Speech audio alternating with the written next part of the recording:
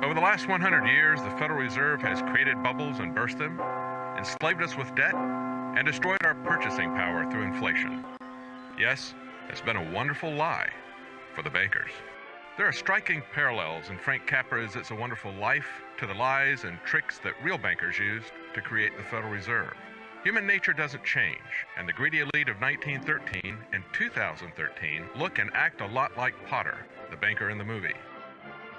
And many Americans are left like George Bailey, staring into the abyss as their dreams collapse and they face financial ruin. Do we live in a country that looks a lot more like Pottersville than Bedford Falls? What does Frank Capra's film show us about how we got here and how we can get out? When the Federal Reserve was created 2 days before Christmas 100 years ago, it was a culmination of 6 years of fraud, fear, and manipulation. I've never really seen one, but that's got all the earmarks of being a run. The Panic of 1907 was used to shape public support for the Fed. The panic was triggered by rumors that 2 major banks were about to become insolvent, just as we see in the movie.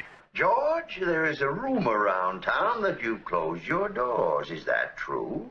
I am going all out to help in this crisis. I have just guaranteed the bank sufficient funds to meet their needs. They will close up for a week and then reopen.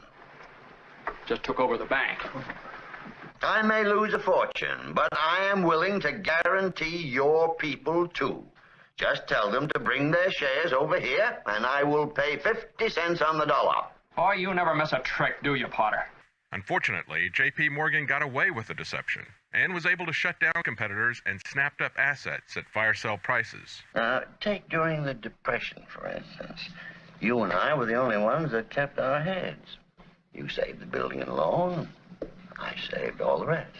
Yes, well, most people say you stole all the rest. The envious ones say that, George. The suckers. Charles Lindbergh Sr. warned people at the time of the creation of the Federal Reserve that it would not stop boom and bust cycles, but would actually create them in order to benefit its private owners. Here's what he said. To cause high prices, all the Federal Reserve Board will do will be to lower the rediscount rate, producing an expansion of credit and a rising stock market. Then, when businessmen are adjusted to these conditions, it can check prosperity in mid-career by arbitrarily raising the rate of interest. It can cause a pendulum of a rising and falling market to swing gently back and forth, or cause violent fluctuations by a greater rate variation. And in either case, it will possess inside information as to the financial conditions and advanced knowledge of the coming change, either up or down. This is the strangest, most dangerous advantage ever placed in the hands of a special privileged class by any government that ever existed. The system is private, conducted for the sole purpose of obtaining the greatest possible profits from the use of other people's money. They know in advance when to create panics to their advantage, and they know when to stop panic. Inflation and deflation work equally well for them when they control the finance. As we see in the movie, not all lending institutions have the same motivations. Now, you take this loan here to Ernie Bishop. You know, that fellow that sits around all day on his brains in his taxi, you know. I happen to know the bank turned down this loan, but he comes here, and we're building him a house worth $5,000. Why? Well, I handled that, Mr. Potter. You have all the papers there, his salary, insurance. I can personally vouch for his character. Friend of yours? Yes, sir. You see, if you shoot pool with some employee here, you can come and borrow money. What does that get us? A discontented, lazy rabble instead of a thrifty working class. As a former FDIC chair said, all too often the large banks use their models and their algorithms, and if you don't fit in their boxes, you don't get the loan. And Dodd-Frank legislation is tying the hands of small lenders, shutting out buyers and shutting down lenders. Today, there are fewer lenders than at any time the government has kept records. 10,000 banks disappeared between 1984 and 2011. This town needs this measly one-horse institution, if only to have some place where people can come without crawling to Potter. Come on.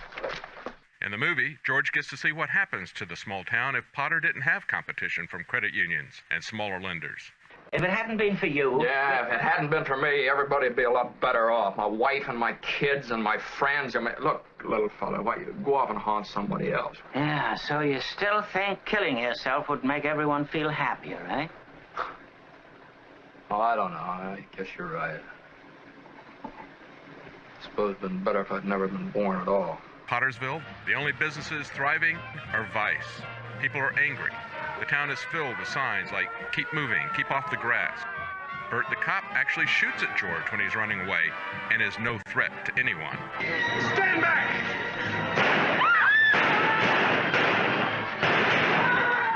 Everyone is a renter. No one has a stake.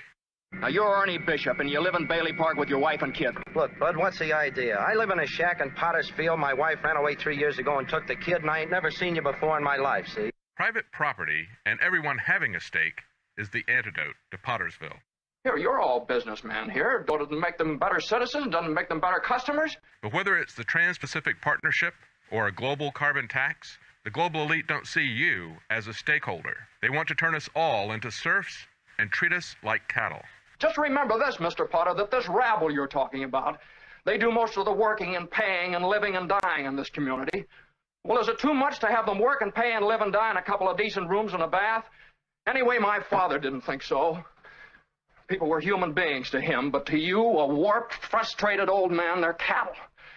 Well, in my book, he died a much richer man than you'll ever be. I'm not interested in your book. I'm talking about the building and loan. I know very well what you're talking about. You're talking about something you can't get your fingers on. Speaking of riches, do you find the salary amounts amusing when Potter tries to buy George off? Let's look at your side. Young man, 27, 28, married, making, say, 40 a week. 45. 45. 45. George, I'll start you out at $20,000 a year. $20,000 a year? You wouldn't mind living in the nicest house in town? Buying your wife a lot of fine clothes, a couple of business trips to New York a year, maybe once in a while Europe. You wouldn't mind that, would you, George? Would I? Even if George had saved a lot of his $20,000 salary, would it have bought much a couple of decades later? By even the government's very conservative estimate of inflation, the dollar has lost 90% of its value since 1947, when the movie was made. The Fed's deliberate inflation is devastating to anyone trying to accumulate wealth through hard work and saving. So what is the answer to all the George Baileys out there 100 years after the government gave control of our money supply to private bankers like Potter? Well, Potter had more money than he could spend, but would any of you want to be Potter? You sit around here and you spin your little webs and you think the whole world revolves around you and your money. Well, it doesn't, Mr. Potter. In the whole vast configuration of things, I'd say you were nothing but a scurvy little spider. George Bailey finally sees how rich his own life is, as he sees the fruits of relationship, honesty, and compassion. Hey! Merry Christmas, Mr. Potter! Happy New Year to you! In jail. Go on home, they're waiting for you. And if the public can awaken to the lies of the Federal Reserve, if it could even be audited, Well, hello, Mr. Bank Examiner. it would be a huge step to breaking the chains that enslave all of us. But ultimately, it is God that changes minds and changes hearts.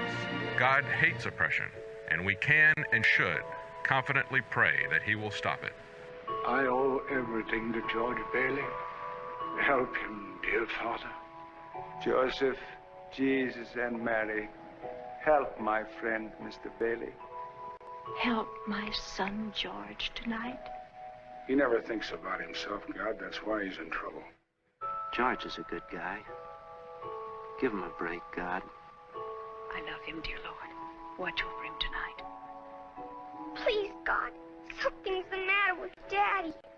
Please bring Daddy back. Dear Father in heaven,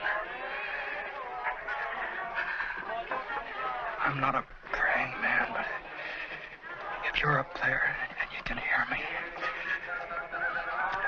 show me the way.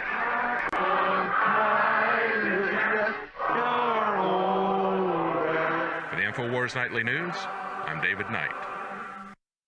We're selling a product, DNA Force, that is the very best nutraceutical that we can produce. Dr. Group, you took years for you to develop DNA Force for us. It's been something that I've been working on for a long time, Alex, because I think it's very, very important.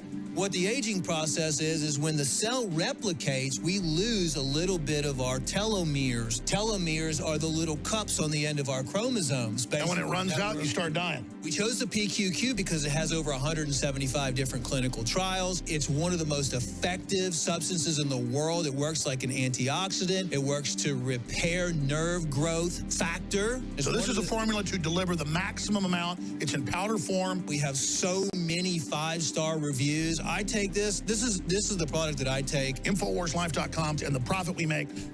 We fight the globals. We fight the New World Order. Secure your DNA force today at InfoWarsLife.com or call toll-free 888-253-3139.